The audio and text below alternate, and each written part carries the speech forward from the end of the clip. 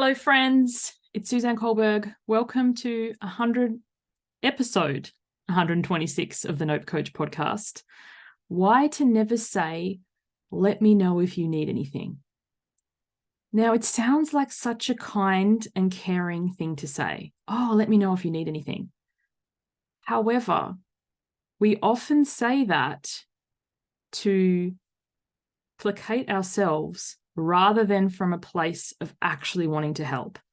And I might not win friends with this episode. Might be people going, oh, I vehemently disagree. And if that is the case, let me know in the comments.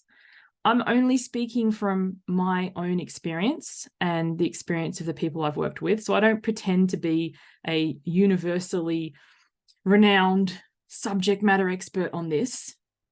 But I'd love for you to listen in to my way of looking at this and just open up to new experiences. I haven't spoken about this on the podcast as yet. I have to my newsletter list, so people who get my emails know a bit about this, but at the moment I have a terminally ill family member. So it's a really, really tough time. And a lot of people, well-meaning as they are, will say to me, oh, let me know if you need anything. And that statement actually puts a lot of pressure on someone who is overwhelmed, who is struggling, who is finding it hard to cope at times. Because what does it even mean? I'll put it in another way. If you come to my house and I say to you, hey, what would you like to drink? And you go, sherry. Oh, I don't have any. Coffee. Oh, I don't drink coffee. Don't have any. English breakfast tea. Oh, I don't have any tea. Sprite. Oh, I don't have Sprite. It's going to reach a point where it becomes awkward and you stop asking. So when people come to my house, what I do is, what would you like to drink? I've got tea, coffee, orange juice, soft drink, Coke, like whatever it is that I have. I give them the choice from what is available so that it doesn't get awkward, because most people, if they don't know, they don't want to ask for too much. Like some people might be like, well, I'm not going to ask for sherry. That's a really expensive drink. I don't want her to think I'm rude. So I go, oh, just a water, thanks. But they don't really want water. They actually desire something else. So if you say to someone, let me know if you need anything, do you have any idea how many things I need right now? And then it puts so much pressure on me because which one do I ask for? Or I don't want to be rude, or I don't want to ask for too much, or I don't know if that's even an available possibility, and so many things. And. So if you said instead, if somebody in your life you see is going through a tough time, if you say, like, here's what I could do, would you like some assistance? Here's what I could do. I could watch your kids for you, or I could collect your mail for you, or I could bake a casserole and drop it over, or I could go to the supermarket and pick up some groceries for you, or whatever it is. Like, give them options so that then they can go, oh, actually, that really would be useful. Or they could say, oh, I'm good, thanks. Because often if you're like, let me know if you need anything, it's the equivalent of when you go to the supermarket and the checkout person says to you, how are you? And you're like, fine, thanks, how are you? It doesn't mean anything. They're not really caring how you are, and you're not really caring how they are, but it's socially acceptable. So when someone is having a difficult time, let me know if you need anything is the equivalent, in my opinion, of the how are you in the supermarket. It's just the thing that you say that's socially acceptable. Whereas if you really want to help somebody, offer them what you can do. I can buy you a block of chocolate. I can take you to the movies. I could pick up some groceries for you. Let's go for a walk in the park. Let's have a chat on Zoom. Let's have a phone call. Let's go to the monster trucks. I don't know. But, depending on how close the person is, I could do your dishes. I could vacuum your floor. I could hang out your laundry. There is so many things that you could offer that would be literal and tangible rather than let me know if you need anything. And it can be difficult depending on where you live. Like a lot of my friends and family are remote distance. I live in a different state than them. And sometimes saying, oh, if only I lived closer, once again, that doesn't help the person who's struggling. Oh, if I live closer, I'd do this. If I live closer, I'd do that. Well, you don't. So what could you do? Would you like me to send you a daily meme or joke? Would you like me to, as I said, have a chat or a cuppa on Zoom? Would you like me to, check in with you once a week? Ask, give them the options of things that you are available and willing to do. And also don't offer them if you're not available and willing to follow through.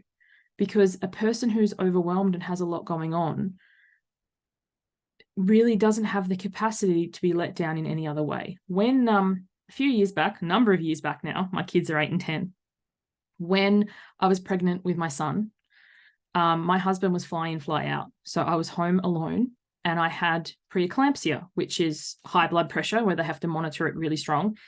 And they wanted me to go into hospital. And I was like, I don't have anyone to watch Xanthi. Jeremy's working interstate. My family is also interstate. And it's a big ask to say to my friends, hey, can you take on my not quite 2-year-old? And eventually I had to. Hospitalization was no longer an option. The doctor was like, no, you need to go now. And the few people who had said to me, they knew I was having issues with this pregnancy, let me know if you need anything. I was like, can you take Xanthi? Hell's no. And the person who ended up stepping up and taking my daughter was somebody who I didn't leave my child with somebody I didn't know well, so don't panic, but it wasn't like my besties.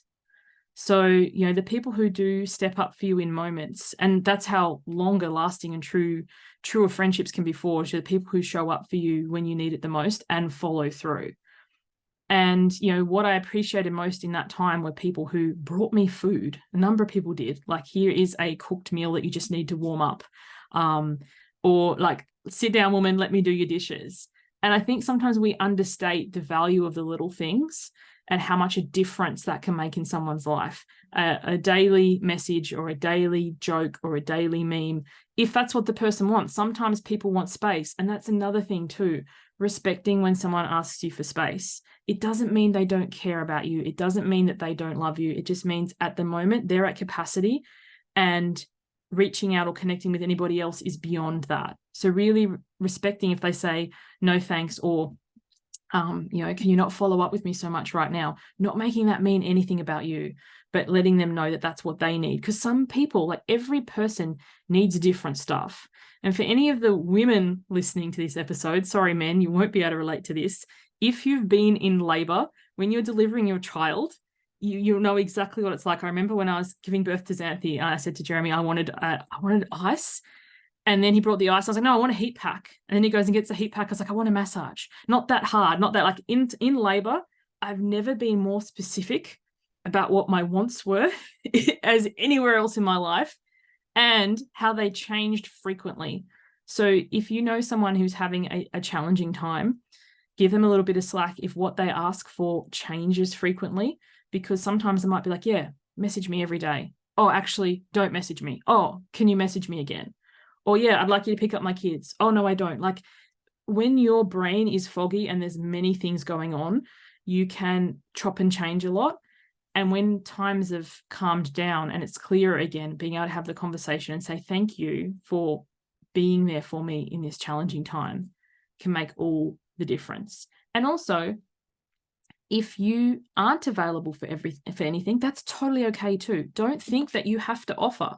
We all have our own stuff going on in our own lives. So sometimes we're not available to offer things. So if you aren't available to help, that is okay. You don't have to martyr yourself when people in your circle are also having a challenging time. It's just, navigating what you're available for. And there can be some things that just aren't that hard for you. Like if you're going to the supermarket anyway, hey, you want some bread or milk? Oh, that's easy. I'm already going there. But if you don't drive and the supermarket's in another suburb and it's going to be totally out of your way, then don't offer that.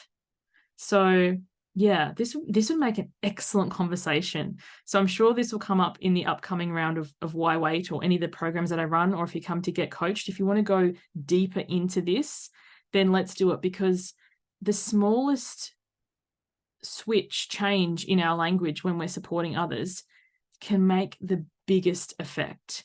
And, when we realize that we're wanting to help, but what we're actually doing is not helping, either switching to what we offer so that we can help, or sometimes just not offering anything at all, is the kind of thing in that moment.